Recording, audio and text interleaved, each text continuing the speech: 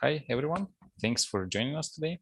This event is brought to you by Data Talks Club, which is an awesome community of people who love data. We have weekly events. This event is one of them. We usually have them on Tuesdays and Fridays. So today we have it on Wednesday. But you can check our events page. So there is a link in the description. And you can just click on this and see what kind of events we have. So as I said, we typically have events on Tuesdays and Fridays. So on Tuesdays, we have webinars like today, even though it's Wednesday today. And then on Fridays, we have live interview podcast-like events. And by the way, I need to update this picture because it says 1.2 thousand subscribers, but it's actually 2,000. So yay. And of course, if you want to increase this number, and click on this button, subscribe, that you have. That's very important. You will get notified about all our future videos. And then join our awesome Slack community to talk about things, all data things. Finally, if you have any question during today's presentation, you can ask your question using the link in the live chat. So just go there, it's pinned, click on this and ask any question you want. And that's all from me. Please, the floor is yours. Great. So I'm going to start with slides, and then midway through, I'll switch to my IDE. Okay. Yeah. Go back to the outline. So we're going to talk about what you can do with Raza, just like a super brief history of NLP, that's natural language processing. I think this group is probably familiar with that, and how that relates to what we do at Raza, and a little bit about some approaches. And I think this is, again, I think this group in particular, you will have some familiarity with both of these approaches. And then we're going to talk a little bit about NLU and then dialogue policies, which are the main components of any dialogue system, ours included. Any dialogue system that is not end-to-end. We can talk a little bit more about end-to-end, and I'm sure Alexi will pass on questions if y'all have them. And then finally, system evaluation, validation, how to make sure conversations work and then improve over time, and our approach to this. So Raza, it is not going to work super great for the entire constellation of things you could possibly do with a dialogue system. We were designed very specifically to help with task-oriented dialogue systems. So somebody wants to do something specific and you want to help them do something specific, and they're going to do this with a dialogue system. So talking, using, natural human language. So not having to memorize keywords necessarily, in a two-way conversation. So the assistant will also talk to them, or the chatbot, the dialogue system. It all basically mean the same things. And this is as opposed to something like an open domain chatbot or a chit chatbot, where the goal is to have a conversation that just keeps going and that you continue to have turns, but there's not like any set thing that you're trying to do with the assistant. So that type of system, possible to build with Raza. We're open source, so you are free to extend the framework as you like, but I wouldn't recommend it. So we're a framework. We are, I'm sure that I'm going to get questions on this, primarily built on TensorFlow. And the focus is to build the software tooling to make it easier for you to build chatbots. So we don't build chatbots, we build software tools to help other people build chatbots. And it's a machine learning project. So the core of building your assistant is providing examples that your system learns from. So training data. And the type of examples that you provide are how do people say things? So this is raw text that the user would provide, and then you help your assistant figure out what to do with it. And how do conversations go? What are the patterns that people tend to have? And what are the patterns that you want your assistant to be able to handle? And you don't need to provide all the patterns. Again, this is examples, this is training data. We do use machine learning. We built it to be really customizable and support a wide range of users. So if you ever go through a doc, you might be like, wow, there's a lot of features. Like, this seems very specific. Who's using this one? Possibly an enterprise system. Maybe it's not going to be the best fit for your small project, but as you're expanding up and making, scaling up and adding more functionality, it might be the right choice for you. Super brief history of natural language processing. And again, this audience, I'm guessing this is going to be review for some of you, but it's always helpful to think about some historical context. And this is also a kind of a brief history of approaches in dialogue systems and chatbots. So 1950s to 1980s, computational linguistics as a field is just starting out. Natural language processing as a field is just starting out. And the systems that people are building are rule-based and symbolic. So lots of hand-built rules, lots of linguists working very closely with the computer scientists. That sort of trickled down quite a bit until we're in our current position, where I would say most people working in NLP probably haven't talked with the linguist. Maybe that's a little unfair. Maybe that's not a very fair characterization, but oftentimes, so my PhD is in linguistics and I focused in NLP, and oftentimes I'd be the first linguist that somebody I talked to had talked to. So symbolic rule-based systems, these are things like ELIZA, if you're familiar with that, which was a very early assistant. It used parsing rules and transformations to take in whatever you said to it, rephrase it as a question and ask it back to you. And it was designed for sort of this theory of, or the practice of psychotherapy, where you just keep asking questions and like people guide themselves. Very interesting system. People got really invested in using it, but probably not an approach I'd recommend for building task-oriented dialogue systems.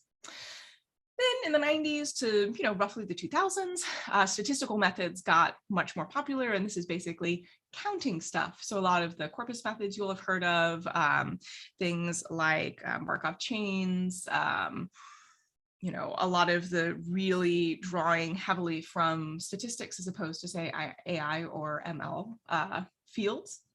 And then in the 2010s, neural methods started coming around. So these have been around since the 80s, and people have been suggesting maybe we should apply these to chatbots since, again, the 80s. But this is when they become feasible from a computational and data availability standpoint for English. I will say, big caveat for English. So these are things like neural embeddings, recurrent neural networks. When I was in grad school, like the hottest model was bidirectional LSTM with attention, which plays a recurrent neural network. And then in 2017, this is still, I would say, in sort of the broader heading of neural methods, we got into transformer land. So this is the Devlin paper, Attention is All You Need. Again, this group, I'm guessing you probably heard of it, you probably read it, maybe you've read it. And these are, a new class of neural methods where recency, to the current turn or, token that you're looking at is less important because you're attending over everything. Big benefit of these over RNNs is that because you don't have to step through your series over training time, you can parallelize to a much greater degree. Training time can be much faster.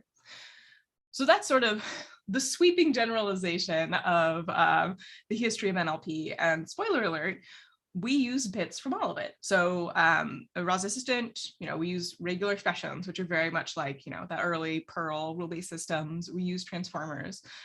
We use statistical methods like CRFs. We use, neural methods, if that makes sense for your system.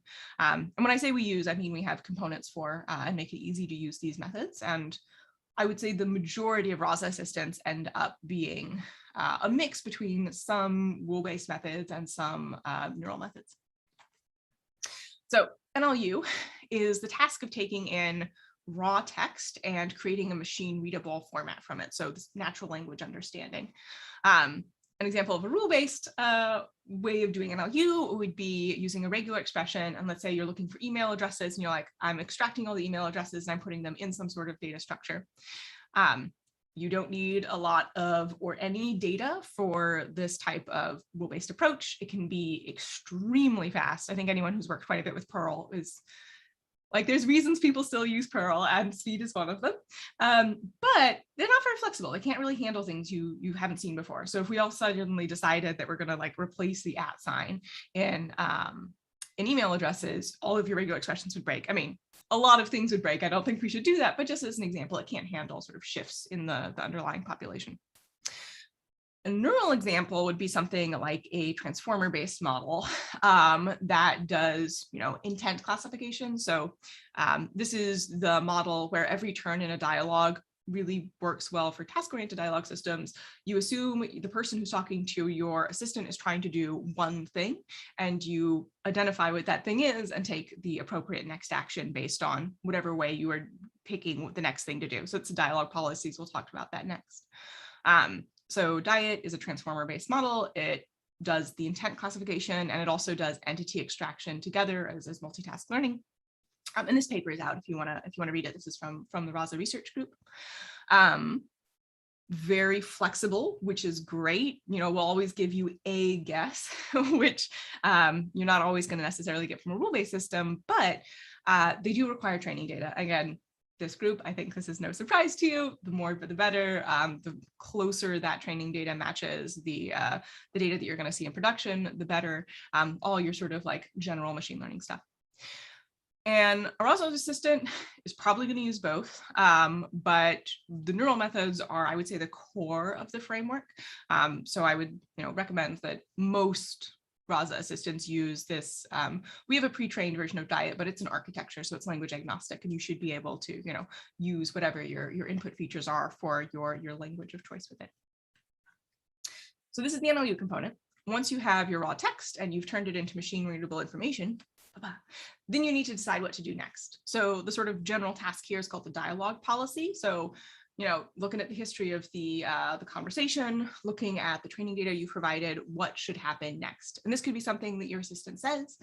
It could be an action that your assistant takes. So in ROSA, actions are a way of letting you trigger code from within ROSA. It could be, handing off to a human, for example. It could be doing a database query, lots of different stuff. Rule-based dialogue policies were state of the art for a very, very, very long time in dialogue systems. You will absolutely still run into them. And probably the most common type of rule-based dialogue policy is a dialogue tree, where all the possible paths that you guessed when you started somebody would want to take with your assistant have been mapped out. It can work very well, particularly when people want to do a maximum of like 2 things with your system. They're always going to try and do the same thing. You don't have a lot of branches. It's very concise. So like, for example, a dialogue system that like you're going to pick up an order and like all you need to say is I'm here. That's a good example for a tree-based system. But if you've ever worked extensively with these systems, you will know that they can't handle digressions. It shouldn't be handled. It should be handled. And they are a pain to extend and maintain. So I don't know if anyone here has worked in gaming, but often if you're in the type of game where you're talking to someone and you can say different things and pick different dialogue actions, those are often represented with a tree, and writing those dialogue trees is an enormous part of game development. It's so much work. And it also, frankly, limits what people can say to the system, which I think is fine in a gaming context, but can be very frustrating in a user context, especially if you're trying to handle more complex interactions.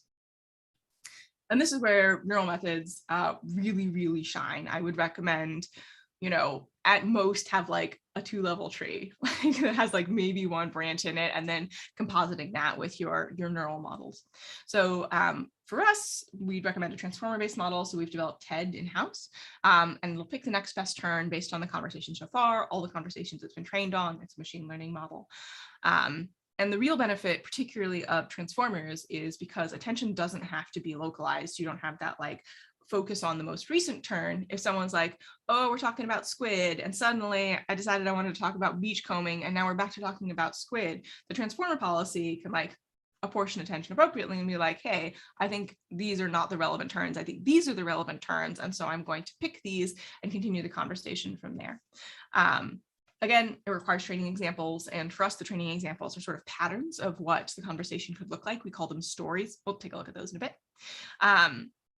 But the big benefit of this is that people can have really natural conversations. They can say whatever they want. They don't have to memorize the options of the dialogue tree, especially combined with natural language understanding. People can just use the language they would use otherwise in the order that they want to. And if you have enough training data and your system's sufficiently robust, it should just sort of work. And that's when it does work, it's a really wonderful user experience. When it doesn't work, people say, I hate all chatbots, and get really upset on Twitter. And you know what? I feel it. I understand you're judging this conversation against all the other conversations you've had before, and those have been presumably mostly with humans. So getting the text into data or data structure that makes sense, deciding what to do next, those are sort of our general approaches. how do you make sure that your conversations are working? I'm just going to lead off by saying evaluating conversations is very difficult. There are a lot of approaches out there. There is no sort of standard in the field. A lot of the research on dialogue systems tends to be on things like intent classification or, entity extraction, where there's like a clear right answer. And it's much easier to, write a loss function for, basically. So this is our approach. There are others. I think it's a good one. I'd recommend it. And basically, there's a lot of manual reviewing and annotating. So you would have somebody looking at conversations, especially for an enterprise assistant, probably a sample of conversations, probably not all your millions of conversations. And we're doing some work to try and make that sampling as helpful as possible for the annotation process. But looking at the conversation being like, did it work? Were there mistakes by my assistant? And if so, annotating those errors, correcting those errors, and then retraining and then redeploying. I say retraining, not retraining from scratch. We do I keep trying to say benchmarking. It's not the word I'm looking for. Checkpointing. So you just like retrain from the last model, more fine tuning, and then redeploying. So CI/CD, but with your machine learning model. And again, for those of you who are machine learning engineers, I'm sure you're very familiar with this general approach. And the idea there is that your assistant's going to just keep changing over time to better match what it is that your users need from it, which is gonna change over time. I think a great example of this is that a lot of our customers have added, health questionnaires to assistants that maybe didn't have health questionnaires before, just as an example. So this general process of reviewing and annotating and updating your model, we call conversation-driven development. And we actually have a free but not open source tool to make this an easier process. It's called ROS. And then we have an enterprise version of this, and that's how we make money. So it's got like features that you wouldn't need unless you were enterprisey, basically. So that's the general idea. Let's get into a little bit of a demo so you can see how to make a ROS assistant. Stop my share and change. Let me do that. Were there any questions? Oh, I haven't checked. So let me just quickly take a look if there are questions. So not in live chat. I am happy if there are any. Yes. So there is a question from Gunnar. I hope I pronounced the name correctly.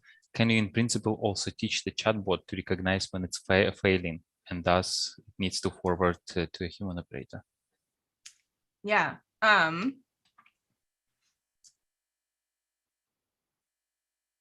Yeah. Okay. So there's a simple answer and there's a more complex answer. So the simple answer is what we call a fallback policy. So I mentioned dialogue policies are sort of like figuring out what to say next. So one of those things, you can have a rule that's like, hey, if the user seems frustrated 2 turns in a row, do this, right? Or if I'm not sure, right? So basically we use an ensembling approach where each of the policies gives a guess and the most confident guess wins. And usually things like rules, or I've seen this exact conversation before, the most confident in those will win. And if that doesn't work, then we'll go to TED. And if TED's not super confident, then we'll trigger a fallback policy. So basically we use confidence as a proxy for how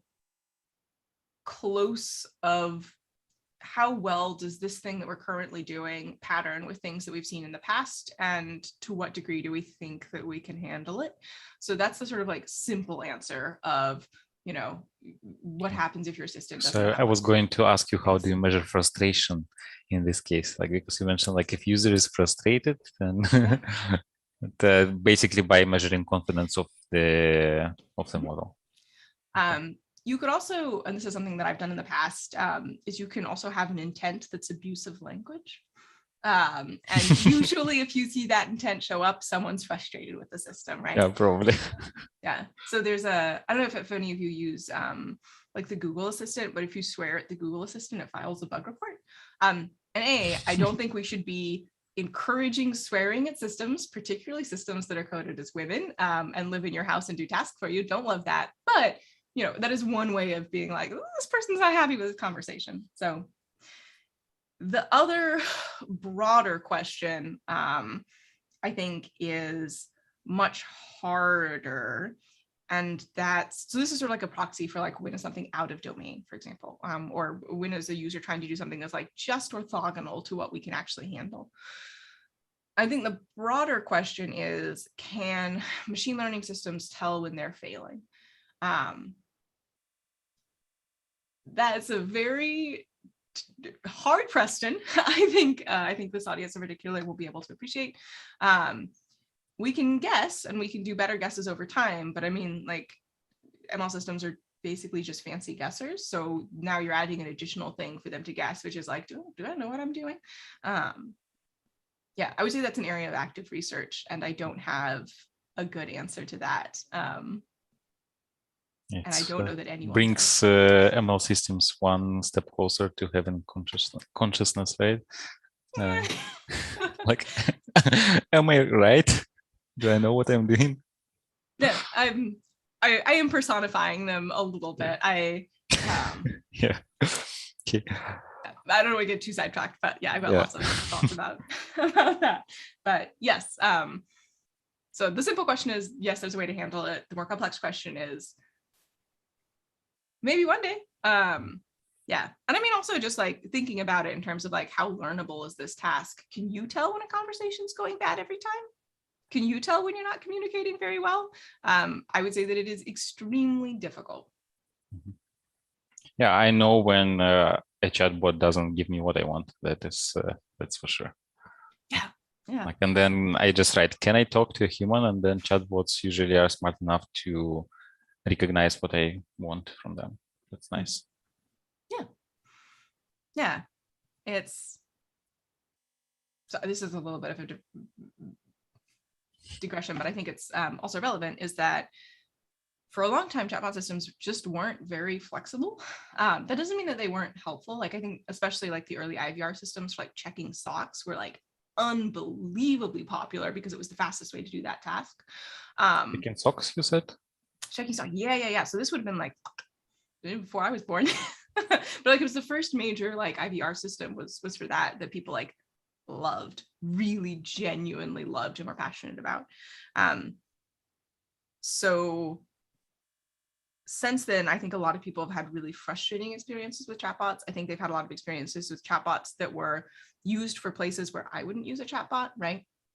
There are some things that are better and easier to do with chatbots, and there are some things that are worse and slower to do with chatbots for almost all users. And I think being able to figure out which tasks it makes sense to have a dialogue interface for is,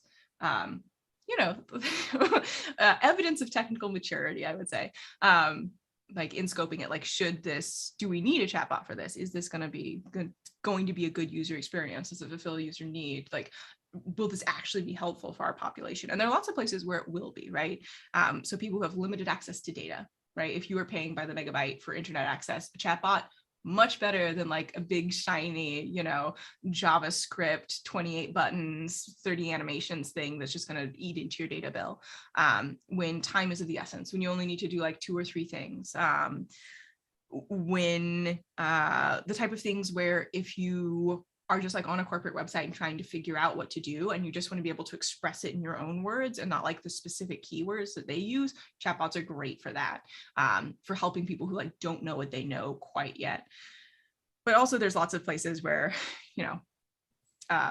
that sort of automation is not being done thoughtfully. And I think that there's a lot of frustration from user communities, and it makes it a harder engineering task, because not only do you have to build a system that works, you have to build a system that works well enough that it convinces people that have been burned by similar systems in the past that it's worth their time. So that's just my thought on chatbots. It's obviously something I think a lot about. Let's build one. Yeah, I'm excited to see the demo. So why it's so large? So you are going to show us the terminal, right? Yes, absolutely. So let me double check that I'm in my right Conda environment. Nope, sure ain't. I'm pretty sure it's Raza install. I'm just opening the help to make sure that it's nice. Okay, so I've installed Raza earlier. We have a whole set of YouTube videos on our YouTube channel, which is just the Raza YouTube channel, going through the process for different operating systems. So to create a new ROS Assistant, I'm going to use my handy dandy command line utility and do raza init. Current directory, please. And I'm going to train a model. So this creates a very simple assistant that asks you if you're happy, and if you're not, it shows you a picture of a baby tiger. This, command shell is not going to render the picture, but it'll show you a link to the picture of the baby tiger. And just believe me that it's a baby tiger, or initialize your own assistant. Where does it get the data from? Like, because you just wrote init and it downloads the data from somewhere, right? Yep, absolutely. What it is. So this is a sample assistant called MoodBot, and the data is all in here. So it downloads and puts it in the folder, Definitely. right? Yep. Exactly. So I mean, you could also fork it if you wanted, which would also work, but this just sort of like walks you through the process a little bit easier. So the core model is our dialogue policy deciding what to do next. And then the NLU model is taking structured data out of that raw text. So let's talk to the assistant. And I will say I'm on Windows here, and localhost in particular, the way that it's resolved adds a little bit of lag. So it's going to be slower on Windows than it would be on other systems. Yeah. So you just trained the model and now you want to talk to it, right? Yep. Oh, cool. And you also showed that it works on Windows, I guess. Yes. I don't know if you wouldn't be surprised, but a large part of our user community is on Windows. So I'm just going to start off by saying hi. The student asks, how are you? And I'm going to say, super sad. I'm having a bad day. I'm not. My day's fine. There's that picture of a baby tiger. I'm going to say, yeah, that helps. I love to see pictures of baby tigers. If I clicked on it, I'm focused on this screen, so you wouldn't see it. But and the assistant says, great, carry on. And I can also ask it, are you a bot? Rachel, there's a typo. Yeah, shouldn't matter. Was it on purpose that you put a typo? Or? No, I just can't type very good. That's not fair. I can type fine. Yeah, so this is sort of the general assistant. To stop talking with it, we can do that. Stop. Let's go over what's actually making it work, and then the sort of things that you need to do to change what your assistant was doing.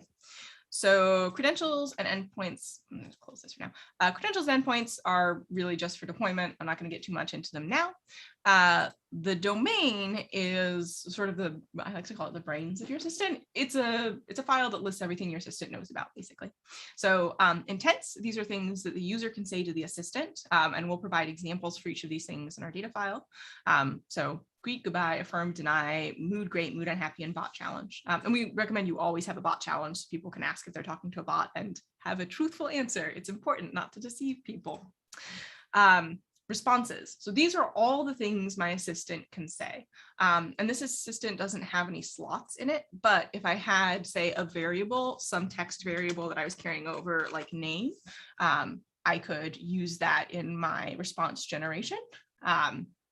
We also have, there's a lot of extra functionality around responses. It doesn't have to be like just exactly the raw text that you enter, but in this case it is. So these are all the things the assistant can say. I would, in general, for most task-oriented systems, recommend not using complete neural language generation for response generation. And I know, I'm guessing I'm gonna get a question about that. There's no way to control what the assistant says, right? And usually task-oriented systems are associated with some sort of organization or individual. And if the assistant says something completely off the rails, people are going to think that basically you're the one that's saying that that's okay to say. So I just avoid it. Also, it is much easier to write a response than it is to set up like BERT in a container, for example. It's hefty. So that's the domain. I think this is the file that y'all are going to be a little bit more interested in. This is our config. So we have a default configuration. These are all of the components that are used to process the language coming in and deciding what to say next. So we have a default configuration, highly customizable. If you're working on different languages, this is probably where you're going to need to do the most fine tuning and trying stuff out. So just to like go through some of these things, we have a white space tokenizer. This will work for English, this will work for German, this will not work for like Japanese. So you might need to change your tokenizer. Some featureizers. Featureizer is just our general term for everything that turns language into numbers, basically, that gets numbers out.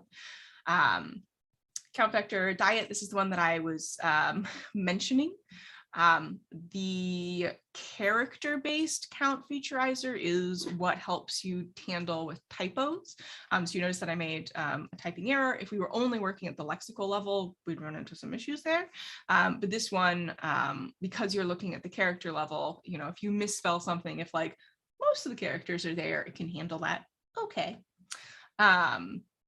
We don't have any synonyms, but if I had entities and let's say credit card or charge card or debit card were all being like linked to a single entity, this is what that would handle. We don't have any response selectors, but this is if I have something like an FAQ. So I can get a little bit in the weeds. I think this audience is going to care about this. So you're going through your policy and you have like a set of things you know people are going to ask about. And every time they ask about it, you just want to right away give them a specific answer, right? So like working with this bank example, like what's the interest rate on your savings account? What's the interest rate on your, you know, CDs? I don't know if CDs are just an American thing. Certificate of deposit, that might be just an American thing. What's like the interest rate on your credit card, right? So those three questions, you can have those under a single intent that basically detects, hey, somebody's asking one of these questions. And then there's a separate mini classifier that disambiguates between those three things and immediately picks the correct answer. So you could obviously do that yourself by hand. This is just like to make it easier. A lot of the sort of like ROS functionality is like, you could do this by hand with ROS, perfectly fine. We're not going to stop you, but we've built tooling to make it easier and less typing and easier to maintain. And then the fallback classifier. So this is if the NLU isn't sure what the person's trying to say, and this would trigger your fallback intent. Which you can also get if your assistant, the NLU is like, I'm positive this is what the person is saying, but the dialogue policy is like, I don't know what to say next. That would also trigger the fallback intent. So there's multiple places where the fallback intent could be triggered. And for this, it's if the highest confidence is 0.3, confidence is 0 to 1. Oftentimes people, the biggest reason that the callback classifier doesn't work is that you don't have enough training data. So all your confidences are very high. So if that's something you're running into, add more training data. And then razaCore, this is sort of a legacy from Raza 0. We are now in Raza 2, Raza 3 forthcoming. So this is just sort of like a legacy that the dialogue policy and the NLU are completely separate. We do have an end-to-end functionality that I sort of teased at earlier. So this is just sort of for organization rather than a necessary separation of the two things. So this assistant, again, has our default, our recommended policy. The memoization policy is in my training data stories. If I've seen this exact conversational pattern before, and it's not the whole conversation, it's a chunk that sort of slides over the conversation, keep doing that, right? You provided that story for an example, for a reason, it works correctly. That's the behavior you want to see. It'll keep doing that. TED policy is that transformer-driven policy that will, you know, I mentioned sort of is really good at handling digressions that you're probably not going to be providing examples of. And then the rule policy is a general policy for everything that's rule-based. So we have things like forms, which are a way to collect a bunch of information from people. And when you launch a form, it's got a bunch of slots to fill. And if in the turn that the person started the form, they provided some of those slots are filled, those questions aren't asked. So it's a general idea there. And anything like that will be covered in the rule policy. This is a question. Sorry for interrupting you. So the question is about the link to the project, and I think the way you did it, you just downloaded, installed Raza, right? And then you did Raza init, was it? Yes, correct. And then was it enough to create this template, right? Boilerplate code. And this is basically what you are showing to us. Mm-hmm. This is completely what happens by default when you start it. Although I can get you the GitHub repo as well. It's called Moodbot. So I will. Yeah, if you send it to chat, I'll put this to live chat as well. There we go. Sorry, I was trying to find the chat. So I believe this is the most Yeah, I'll share it. Recent one. So this one also has examples of different channels that you can use it on. But yes, but this is by default what happens when you create a basic ROS Assistant. And we've tried to make it like as easy to modify as possible. Yeah, good question. So that's what's in the config policy. For languages other than English, again, I think will be relevant for this group. We support pretty much any language that Spatie does. We have a pretty tight Spatie integration if you wanted to use anything of theirs, their entity extractors, their featurizers, and they have pretty good language coverage. Like not amazing, but they do cover quite a few languages. We love the Spatie folks.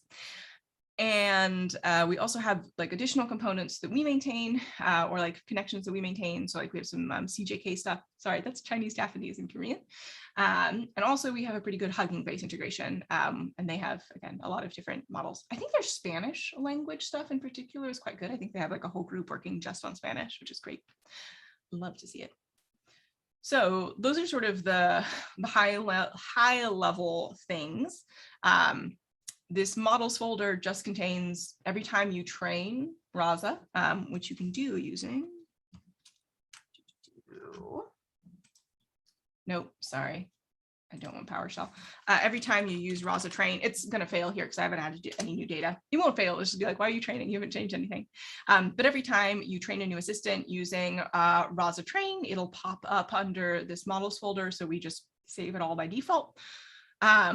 And then data. So this is the, the good stuff, I guess. This is where you would provide examples of people saying stuff. The very best way to get examples is to get people to say stuff. I don't know.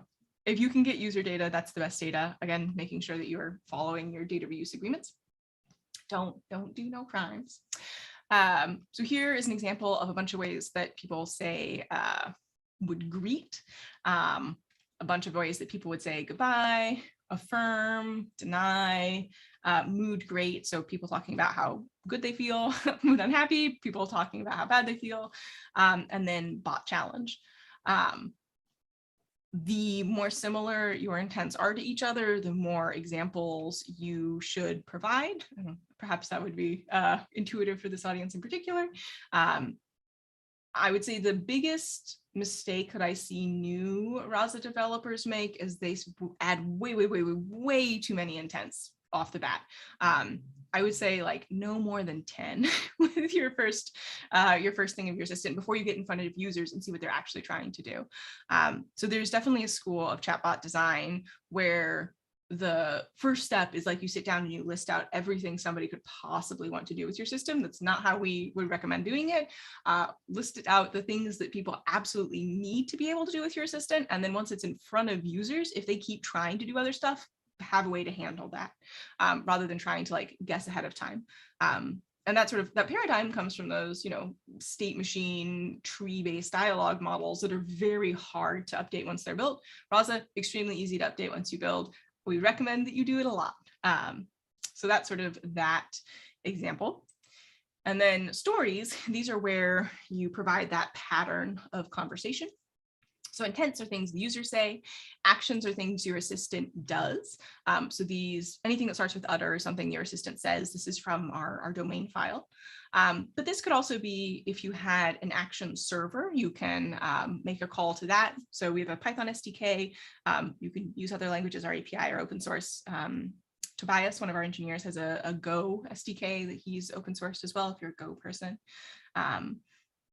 So anything that you would need to trigger goes in here.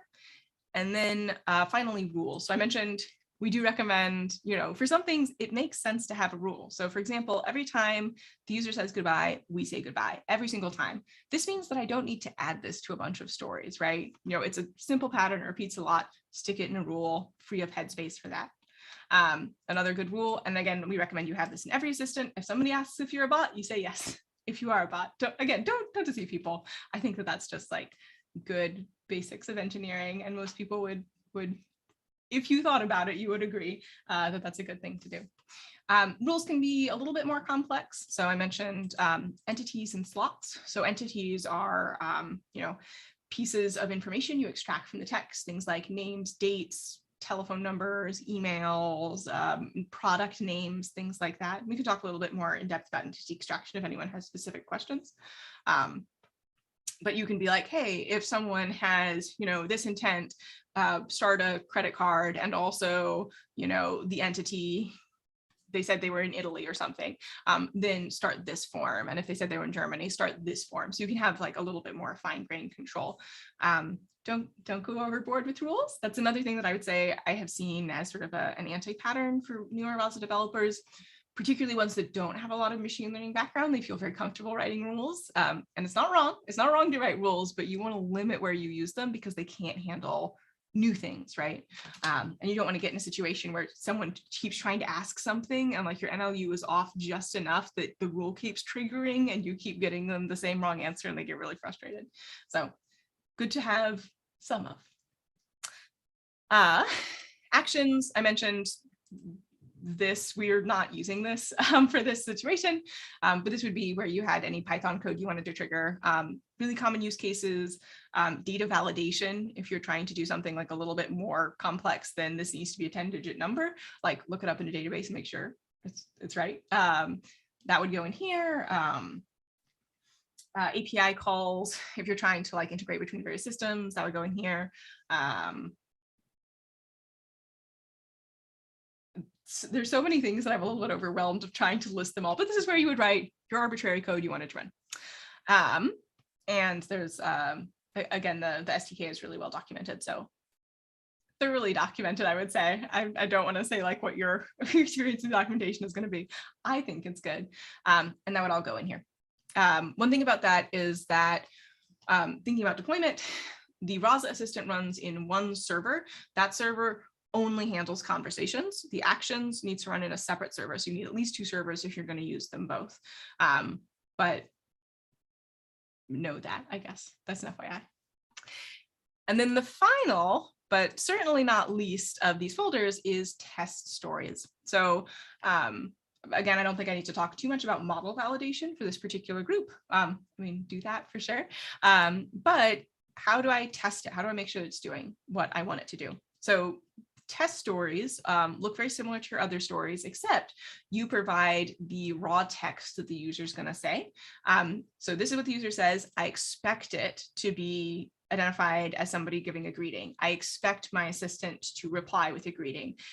If the user then says this, I expect my assistant to identify this intent, and I expect it to do this. So this is where you would put the absolutely foundational behavior you always want to see exactly in this way. So as you mentioned, I mentioned as a kind of a lot is that we really do expect you to like keep updating and changing your assistant over time. Do make sure you test it. Make sure you're not removing the functionality that you accidentally really need to have. And rolling back is pretty easy because again, we save all your models by default. So you just be like, not that one. That one was bad. Let's go back one. And let's actually look at the output of the test. So you can see what it looks like. Gosh, sorry, it keeps opening in PowerShell. It's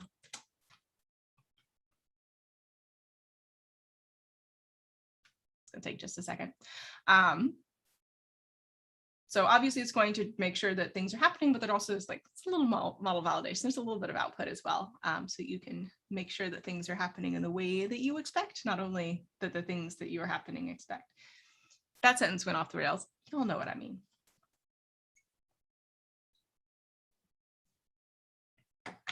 A confusion matrix, yes.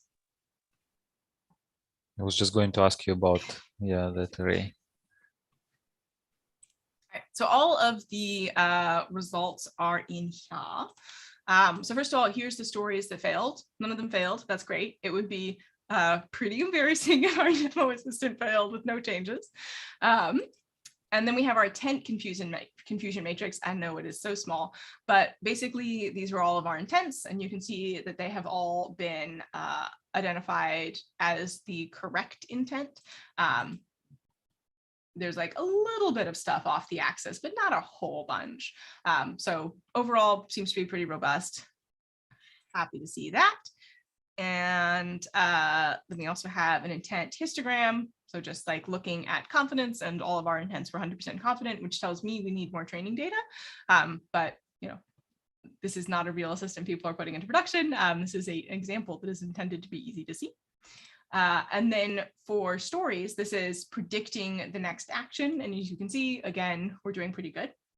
And this top one, I'm going to zoom way in. Okay, well, you can't see the first word, but it is action listen. So every time your assistant does something or detects that the user is doing something, it stops listening for a second to figure out what to do next, and then it starts listening again. So you're like, this wasn't in our stories. Why is there so many of it? Basically, every time a turn is over, the assistant's like, okay, now I'm gonna wait. You were saying, and that's why action listen shows up a lot. I get questions about that quite a bit. And then we have our entity confusion matrix, and this is empty because we have no entities. So that was the output of the tests. And of course, from here, you would, if you did have a failed story, you'd look at it and then you'd be like, okay, one of these things is wrong. Is it an LU thing? Is it a core thing? What do I need to fix to make this better? It's probably going to be adding more training data, spoiler alert. And then making sure that it works well. And you can see that this created a new folder called results. So that's everything in a basic ROS Assistant. It's a lot of files. I can definitely agree. Also these, sorry, I don't know if you can hear it. My dog's just sitting next to me whining. No. He just wants attention. One more side note, because I also get questions about this, especially if you have a lot of intents and a lot of stuff in your LU file. This division here within the data folder is by convention, it's not necessary. You can split this into multiple folders. You can divide it all into one if you really wanted to. I think you can probably hear him now. He's getting louder because I am not giving him attention. So especially if you have like a really big NLU folder, you can absolutely break it out into multiple separate folders. Really big file, you can break it out into multiple files. So that is basics of ROSA, just whirlwind tour. You.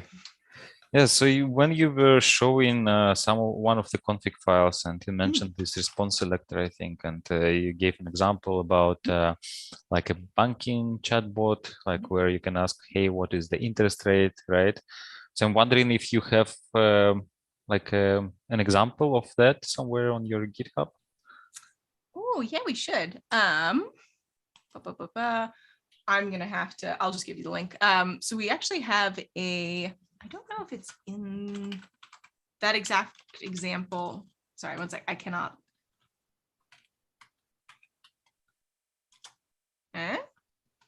Well, maybe not that specific, but something similar, like when a user asks something and then you need to select to understand what exactly the user asks and then try to find the answer to that question. Like our interest rate is whatever percent.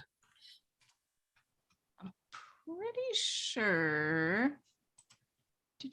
I'll send you the link to the relevant docs page, because we have a really nice step-by-step guide on how to do that. There we go. So you can share that out. I'm focused on this screen, so I'd have to go through and switch everything for you to see my. I'll just share it. Yes, thank you. Yeah.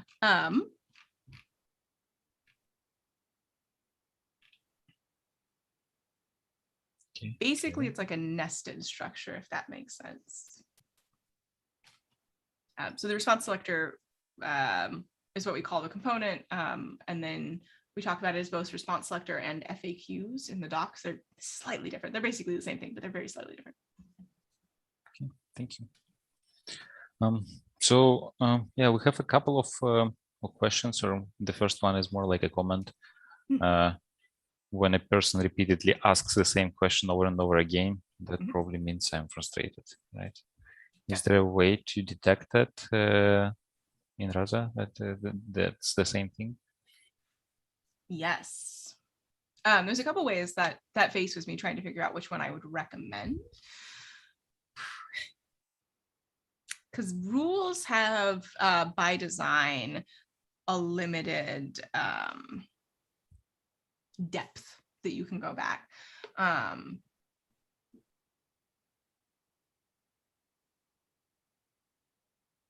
Yeah, I'd probably do it by adding stories.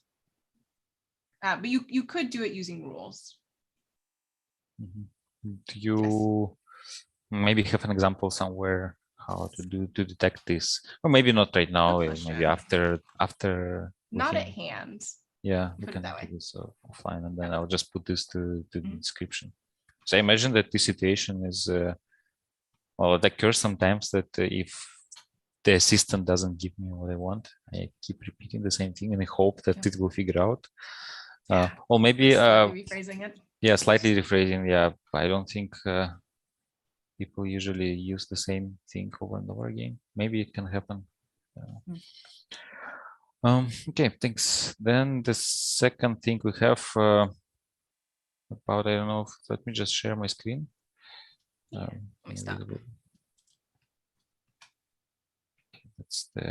That's the tool we use for questions, and the question is, are manual correction a type of reinforcement learning?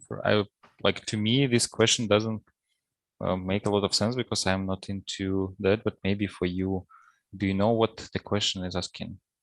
Yeah, I think there's sort of two questions here. So I think one question is like, what would you call this sort of process of manual correction? And I would call it human in the loop, but like slow human in the loop.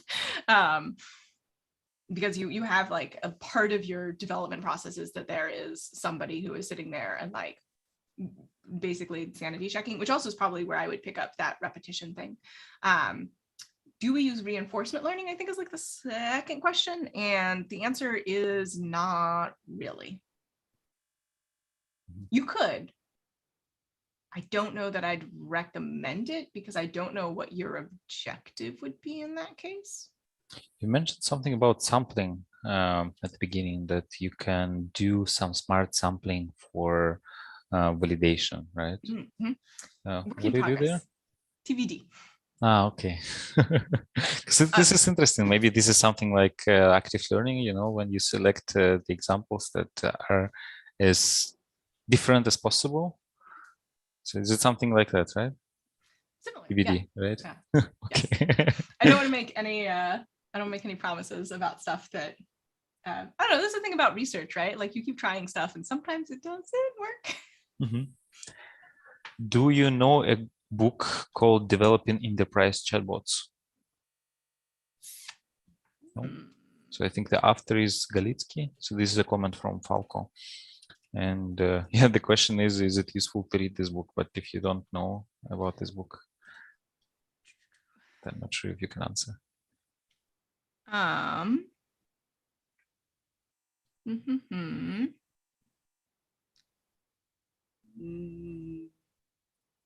No, but it looks interesting. And I have had good luck with the Springer series in the past. Like I have some of their math texts that I really like.